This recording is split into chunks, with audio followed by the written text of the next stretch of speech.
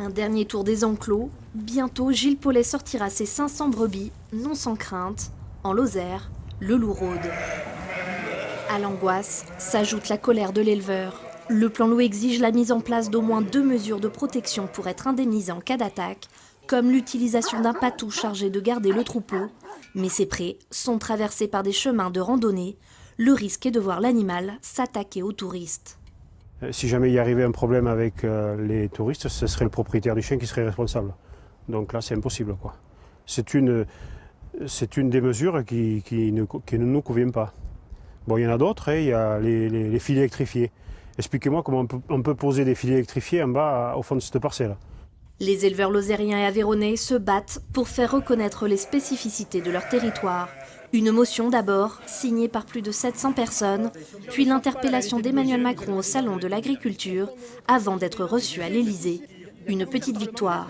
On a obtenu le classement en front de colonisation. Tous les éleveurs qui souhaitent ou qui ne peuvent pas mettre en place les mesures de protection en seront dispensés et pourront avoir, et on a déjà, des tirs de défense automatiquement, sans mettre en place tout le processus de mesures de protection. Mais d'autres points posent toujours problème, notamment la question du comptage des loups. Le plan Hulot estime à 360 le nombre de spécimens sur le territoire français, un chiffre aujourd'hui contesté par les éleveurs, partis du constat que sur la Lozère et l'Aveyron, le chiffre donné ne correspondait pas à leur réalité. On nous expliquait qu'il y avait un loup sur un territoire, 2 loups parfois, mais essentiellement bien souvent un loup. Et donc les éleveurs, notamment le cercle 48 et le cercle 12, ont décidé de faire des analyses.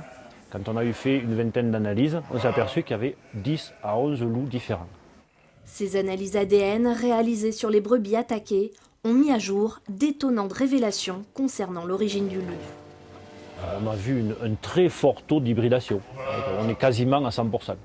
Donc on ne comprend pas pourquoi l'ONCFS ne trouvait dans un premier temps que 1,5% d'hybride, et puis aujourd'hui il admet 7,5%. Donc on veut aller plus loin et on demande à l'État à ce qu'il confronte les analyses.